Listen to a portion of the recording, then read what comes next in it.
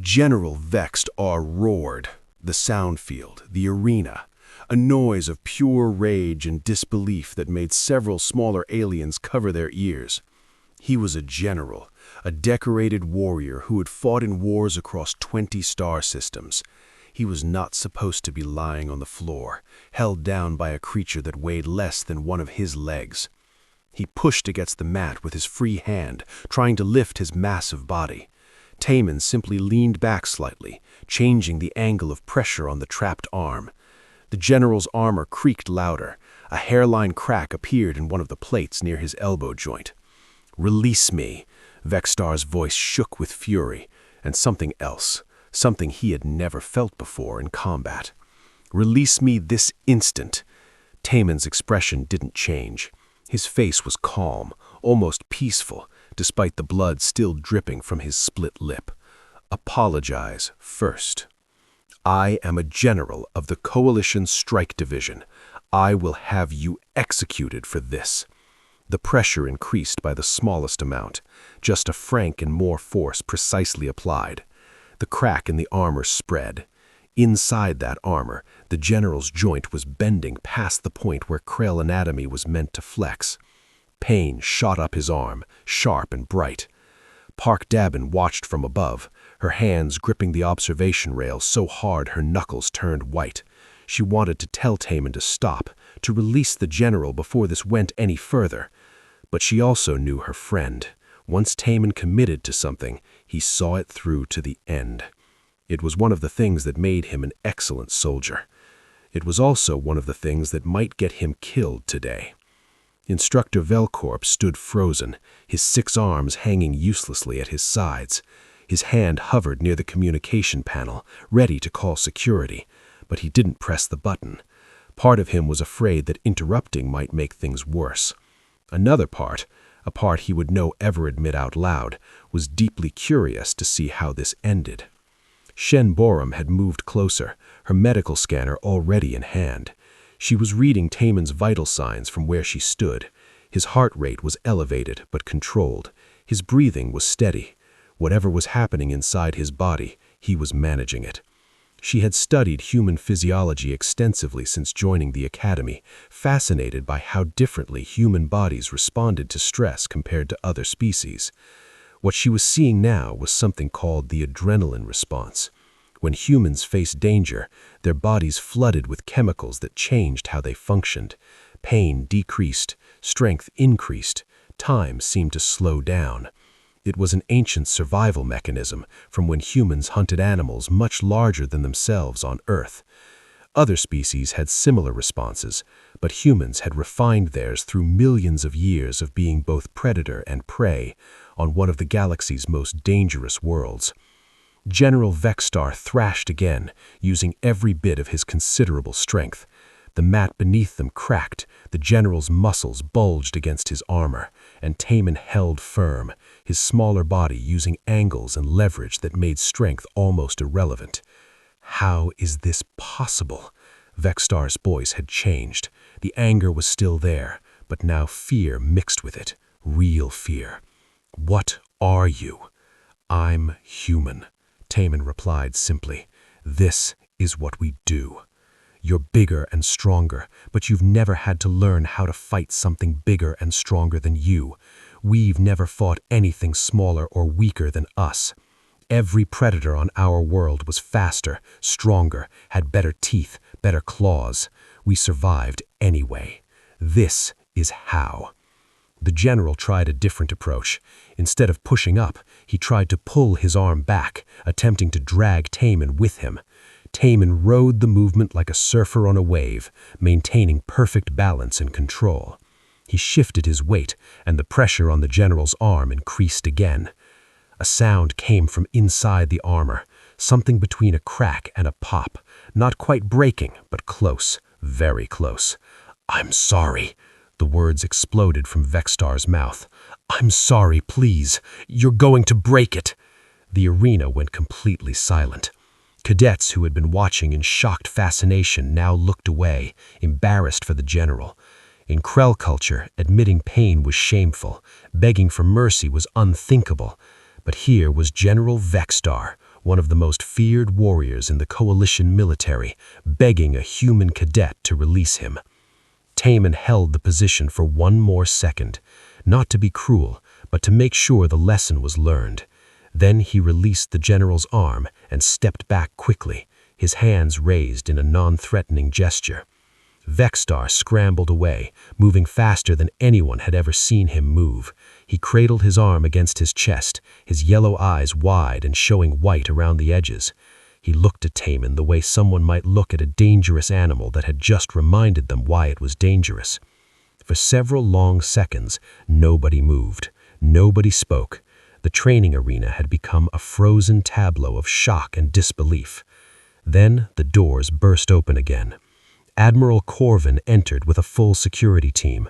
The admiral was a Thaxan, a species known for their logical minds and strict adherence to rules. He was tall and thin, with gray skin and too many joints in his limbs. His face was angular, all sharp lines and calculating eyes. "What is the meaning of this?" His voice cut through the silence like a blade. "I received an emergency alert from this training arena." Instructor Velcorp finally found his voice. "Sir, there was an incident.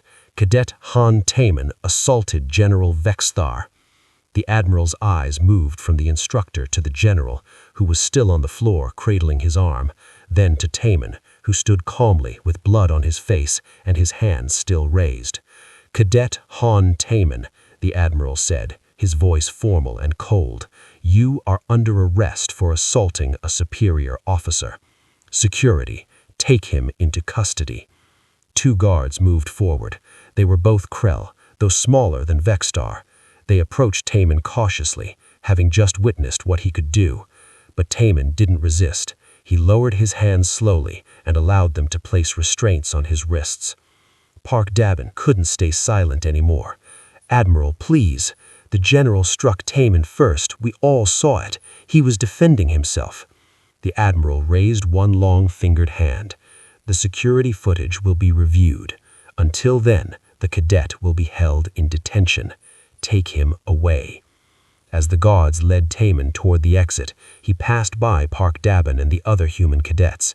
His friend looked at him with tears in his eyes, terrified of what would happen next. But Taman gave her a small nod. Everything would be okay. Or, if it wouldn't be okay, he had at least stood up for himself and for all humans. Sometimes that was more important than being safe. The other human cadets watched him go. Then one by one, they stood at attention. Not the casual attention of academy students, but the rigid, formal attention of soldiers honoring one of their own. It spread through the human section like a wave. The message was clear to everyone in the arena. Taman had acted for all of them. Whatever happened to him now, he hadn't just defended himself, he had defended humanity's honor. As Taman disappeared through the doors, General Vex'Thar finally pulled himself to his feet. His arm hung at an awkward angle, definitely damaged even if not broken. His pride was hurt even worse than his body. He looked around the arena at the faces staring at him. He saw pity in some eyes, disgust in others. Worst of all, he saw fear in the eyes of his fellow Krell. They were looking at him the way they might look at a warrior who had lost his edge, who was no longer fit to lead. "This is not over," he said, his voice trying to regain its commanding tone. "That human will pay for what he did." But everyone in the arena knew the truth. Something had shifted today. The balance of respect and fear that maintained the hierarchy of the Coalition military had changed. Humans, who everyone had dismissed as weak and fragile, had just demonstrated something terrifying. They might not be the strongest, they might not be the fastest, but they were the most dangerous when cornered. In the detention area, Taman sat alone in a cell designed for dangerous prisoners. Energy barriers hummed around him, capable of containing even the most violent criminals. He sat on the simple metal bench and finally allowed himself to feel the pain in his face. His jaw throbbed, his eye was swelling shut, his lips still bled slowly. But he was calm. He had done the right thing. He had followed Coalition regulations, and most importantly, He had shown every alien in that arena that humans weren't victims. They were survivors. They were warriors. They were not to be dismissed or bullied. The communication panel near his cell activated. Park Dabin's face appeared on the screen. She must have pulled strings to get through to him so quickly. "Taman, are you okay?" "I'm fine, Dab. Just bruised." "Just bruised? You put a general on the floor. Do you know what they could do to you?" "They could execute me," Taman said calmly. "But they won't. They'll review the footage. They'll see he struck me first. Coalition law is very clear on self-defense. And if they decide differently, if they decide to make an example of you," Taman smiled, though it hurt his split lip, "then every human in the galaxy will know that I defended myself when an alien general attacked me." The Admiral looked at the General. "Is this true? You fractured his facial bones?" I did not intend to cause such injury." "By Krell standards—" "By Coalition standards," the ambassador cut in. "You assaulted a cadet and caused significant bodily harm. The fact that you didn't intend to kill him doesn't make it legal." Admiral Corbin stood up from his desk and walked to the window, looking out at the stars. For a long moment he said nothing. When he spoke, his voice was thoughtful. "Ambassador, I need to understand something. Cadet Han's response was instantaneous and extremely effective. Is this level of training standard for humans entering Coalition military service?" "Yes," the ambassador replied. "Every human you see in this academy has already completed basic military training on Earth. They know hand-to-hand combat, weapons training, survival skills, and tactical operations. We consider this the minimum preparation for military service." "And the other human cadets? They all have this training?" "Every single one. It's a prerequisite for acceptance to off-world assignments." The Admiral processed this information. The Coalition had 50 human cadets currently enrolled at Celestial Summit Station. 50 trained fighters who everyone had dismissed as weak because they didn't have armored skin or enhanced strength. "We've been evaluating humans incorrectly," he said finally. "We've been comparing you to other species based on raw physical capabilities. But that's not where your strength lies, is it?" "No, Admiral," the ambassador said. "Our strength is adaptation, endurance, and tactical thinking. We learned long ago that we couldn't outrun the lion or outfight the bear, so we learned to outsmart them both." General Vex'Thar spoke up, his voice quieter than before. "In the moment when I was on the ground, unable to rise, I felt something I've never felt in combat. It wasn't fear of pain or death. It was fear of something patient. The human would have held that position until my arms separated from my body if necessary. He wasn't angry. He wasn't afraid. He was simply waiting for me to understand my situation. That patience was more terrifying than any rage I've ever faced." The ambassador nodded slowly. "That's an accurate description of human combat psychology. We're persistent predators, General.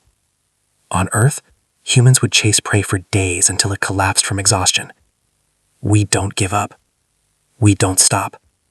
We keep coming until we win or we die. That mindset translates into everything we do, including combat." A long silence filled the office. Admiral Corbin finally turned from the window. "I need to convene the Academy Council immediately. This situation has implications far beyond one cadet and one general." He looked at Vex'Thar. "General, you will provide full testimony. Ambassador, your presence will be required as well." Within an hour, the council chamber was filled with representatives from a dozen species. The atmosphere was tense. News of the incident had spread through the station like wildfire. Everyone had an opinion. Many were demanding that Taman be executed as an example. Others, particularly some of the smaller species, were quietly pleased to see a Krell general humbled. Admiral Corbin called the session to order. "We are here to address the incident between General Vex'Thar and Cadet Han Taman. Both parties will have the opportunity to present their perspective. However, I want to remind everyone that we will be following Coalition law, not personal feelings or species loyalty."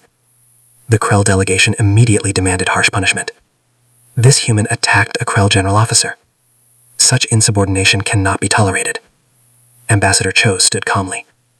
With respect, the human defended himself against an unprovoked assault. Let me present the facts. He projected the security footage onto the main screen. Every angle was visible. The strike, the takedown, the restraint. The council chamber fell silent as the footage played again. Every member watched carefully. Some had already seen it, but watching it in the formal setting of a legal proceeding was different. This wasn't entertainment or gossip. This was evidence. When the video ended, Admiral Corbin spoke. The footage is clear. General Vex'Thar struck Cadet Han first. The cadet responded defensively. Under Coalition Regulation 447C, this is lawful self-defense. The Krell representative, a female general named Koravan, stood. She was older than Vex'Thar, with scars crossing her armor plating. Admiral, we do not dispute that General Vex'Thar struck first. However, the human's response was excessive. He humiliated a superior officer in front of dozens of witnesses. He neutralized a threat, using minimal force. Ambassador Cho countered. He could have struck the general's throat, eyes, or other vulnerable areas. He chose a controlled technique. This shows remarkable discipline. It shows that humans are more dangerous than they appear. Koravan said coldly. Perhaps too dangerous to be trusted within our military structure. Ambassador Cho smiled slightly. Are you suggesting we should be punished for being effective warriors? That seems counterproductive for a military alliance. It's... Before Koravan could respond, Admiral Corbin raised his hand. I want to hear from the cadet himself. Bring him in. 2 guards escorted Taman into the chamber. He was still in restraints, still wearing his training uniform, stained with his own blood. His face was badly swollen, the bruise spreading from his cheekbone to his eye. But he walked with his head up, his posture straight. He showed no fear. Cadet Han Taman. The Admiral addressed him formally. You understand you are being charged with assaulting a superior officer? I understand, sir. Do you dispute the charge? Yes, sir. I defended myself against an assault. Coalition law permits this. Some would argue your response was excessive. Sir, I used the minimal force necessary to stop the threat. General Vex'Thar was attempting to strike me again. I controlled his arm and held him until he was no longer a danger. I caused no permanent injury, despite having multiple opportunities to do so. Taman paused. If I had wanted to hurt him, I would have. The bluntness of that statement sent a ripple through the chamber. It wasn't a threat. It was a simple fact, delivered calmly. General Vex'Thar stood from his seat. Cadet, I want to ask you something. When you were holding me down, were you ever concerned I might overpower you? Taman looked at him directly. No, sir. Why not? I am much stronger than you. Strength without technique is just wasted energy. You were pushing against a joint lock. The harder you push, the more it hurt you. I could have maintained that hold indefinitely. Have you received special training? Combat augmentation? No, sir. Just standard human military preparation. Every human in this academy has the same training. This statement caused another stir in the chamber. The representatives looked at each other with new understanding. If one human cadet could defeat the Krell general, and all humans had similar training, that changed many calculations about human military value. Ambassador Cho stood again. If I may, I would like to address the Council about human military doctrine. It seems there has been a fundamental misunderstanding about our capabilities. Admiral Corbin nodded. Please proceed. He activated a presentation. Images of Earth appeared on the screens, showing various landscapes. Deserts, jungles, mountains, oceans. Earth is classified as a Category 12 death world. For those unfamiliar with this designation, it means our planet has extreme environmental hazards, dangerous predators, and deadly diseases. Humans evolved not as the strongest species on Earth, but as one of the most vulnerable. He showed images of Earth predators, lions hunting across grasslands, bears standing 3 times human height, sharks cutting through water. These creatures all posed existential threats to early humans. We had no natural weapons, no armor, no significant speed advantage. So we developed something else. Intelligence, endurance, and the ability to work together. The presentation continued, showing human hunters running across vast distances, following prey for hours or even days until the animals collapsed from exhaustion. We became persistent predators. We might not win a sprint, but we never stop. We follow. We adapt. We outlast. Ambassador Cho pulled up videos of human martial arts training. Over thousands of years, we developed hundreds of fighting systems, all of them based on the same principle: how to defeat an opponent who is bigger, stronger, and better armed than you. We learned to use leverage, timing, and precision, rather than brute force. He showed soldiers training in harsh conditions, running through mud, swimming in freezing water, carrying heavy loads across impossible terrain. This is basic training for human military personnel. We believe in pushing bodies and minds beyond what seems possible. We call it embracing the suck. The idea is simple. If you can endure the training, you can endure anything the Galactic throws at you. A Thaxan council member raised his hand. Ambassador, are you saying that what we witnessed in the training arena was normal capability for a human soldier? Not just normal, but expected. Cadet Han would be considered average by human military standards. We have soldiers who specialize in hand-to-hand combat who are significantly more skilled. The chamber erupted in conversation.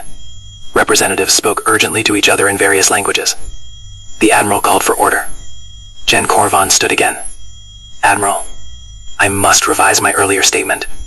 If humans possess these capabilities as standard, then they are not too dangerous to trust. They are too valuable to waste. We should be learning from them, not punishing them for defending themselves. This statement from a Krill general shocked many in the room. Corbin continued. I have commanded forces for 30 years. She paused. You started something big, Taman, bigger than you realize. Before he could respond, emergency alarms blared throughout the station. Red lights flashed in the corridors. Admiral Corbin's voice came over the intercom, tense and urgent. All personnel to battle stations. We have incoming hostile contacts. This is not a drill. Repeat, this is not a drill. Taman and Park Dabin ran toward their assigned positions. As they moved through the corridors, they saw cadets and instructors rushing to their stations. This was what they had all trained for, but training and reality were very different things. The tactical display in the command center showed 30 ships dropping out of faster-than-light travel. They weren't coalition vessels. The computer identified them as Gala Raiders, a pirate species known for attacking remote stations and colonies. Admiral Corbin stood at the central command platform, his taxi and features calm despite the crisis. All defensive positions report status. The responses came lightly. The station's main weapons were online, shield generators at full power, fighter squadrons launching. But everyone knew this would be difficult.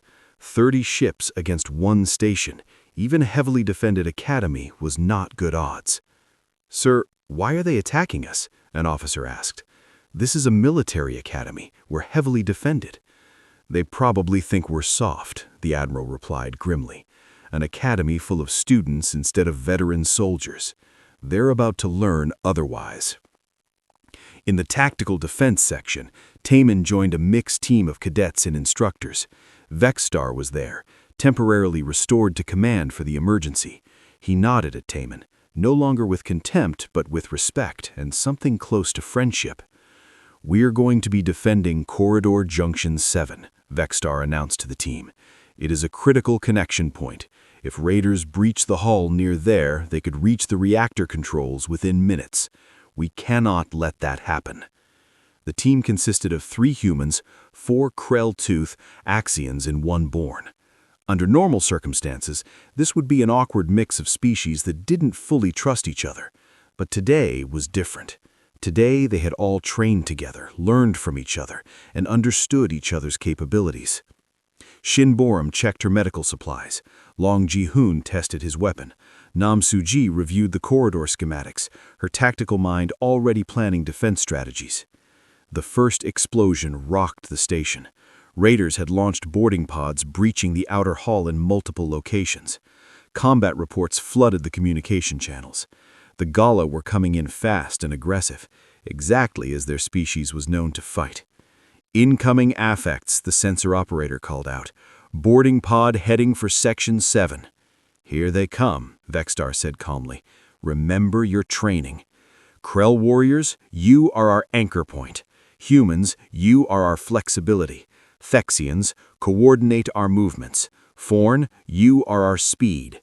Together, we are more than any single species could be." The words were almost poetic, coming from a Krell warrior who had once dismissed cooperation as weakness. The boarding pods smashed through the hull with a grinding screech of tearing metal. Raiders poured through the breach, armored and armed with energy weapons. And they were galore, a species that looked like someone had crossed a lizard with a tank.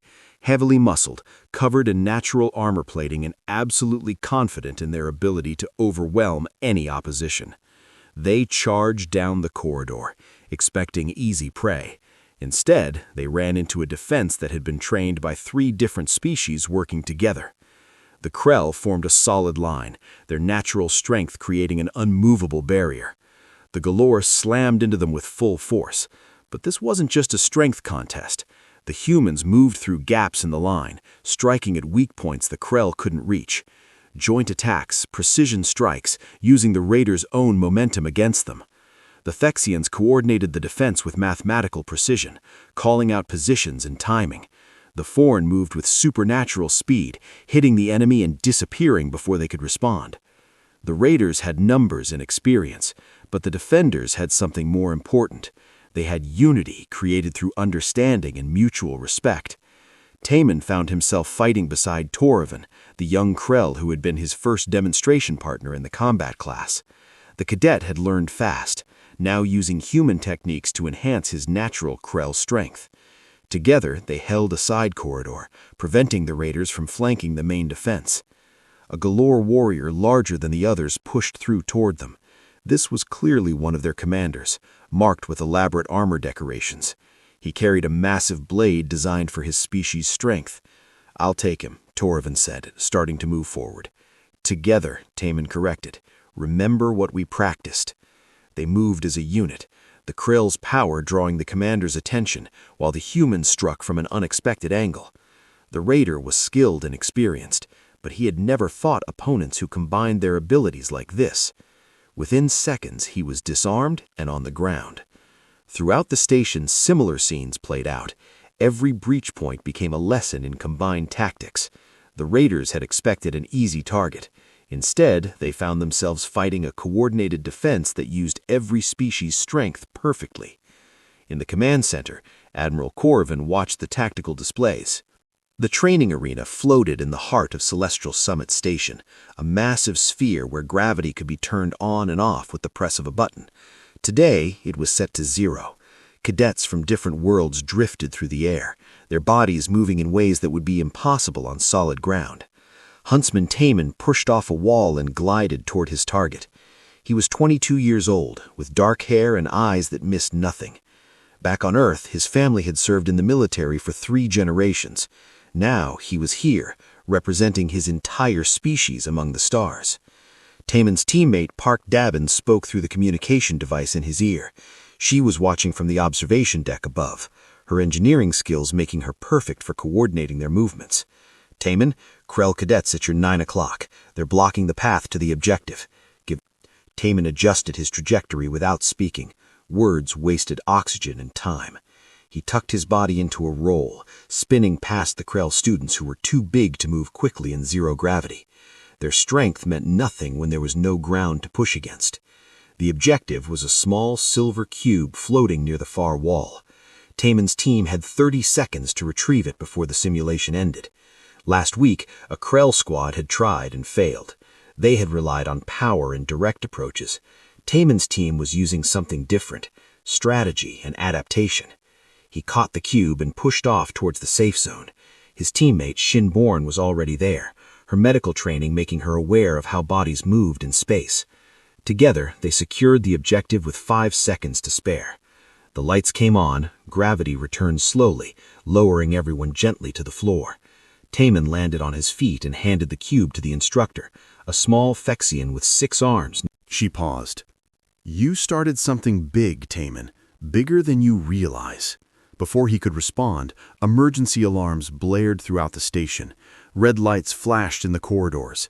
Admiral Corbin's voice came over the intercom, tense and urgent. All personnel to battle stations. We have incoming hostile contacts. This is not a drill. Repeat, this is not a drill. Taman and Parkdabin ran toward their assigned positions. As they moved through the corridors, they saw cadets and instructors rushing to their stations. This was what they had all trained for, but training and reality were very different things. The tactical display in the command center showed 30 ships dropping out of faster-than-light travel. They weren't coalition vessels. The computer identified them as Gala Raiders, a pirate species known for attacking remote stations and colonies. Admiral Corbin stood at the central command platform, his taxi and features calm despite the crisis. All defensive positions report status. The responses came lightly. The station's main weapons were online, shield generators at full power, fighter squadrons launching. But everyone knew this would be difficult. 30 ships against one station, even a heavily defended academy, was not good odds. "Sir, why are they attacking us?" an officer asked. "This is a military academy. We're heavily defended." "They probably think we're soft," the admiral replied grimly. "An academy full of students instead of veteran soldiers. They're about to learn otherwise." In the tactical defense section, Taman joined a mixed team of cadets and instructors. Vex'Thar was there, temporarily restored to command for the emergency. He nodded at Taman, no longer with contempt but with respect and something close to friendship. "We're going to be defending Corridor Junction 7, Vex'Thar announced to the team. "It is a critical connection point. If raiders breach the hull near there, they could reach the reactor controls within minutes. We cannot let that happen."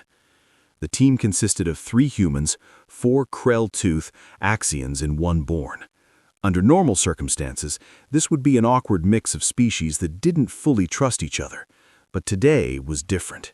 Today they had all trained together, learned from each other, and understood each other's capabilities. Shin Borum checked her medical supplies. Long Ji-hoon tested his weapon. Nam Su-ji reviewed the corridor schematics, her tactical mind already planning defense strategies. The first explosion rocked the station. Raiders had launched boarding pods, breaching the outer hull in multiple locations. Combat reports flooded the communication channels. The Gala were coming in fast and aggressive, exactly as their species was known to fight. "Incoming affects," the sensor operator called out. "Boarding pod heading for Section 7. "Here they come," Vex'Thar said calmly. "Remember your training. Krell warriors, you are our anchor point. Humans, you are our flexibility. Thexians, coordinate our movements. Forn, you are our speed.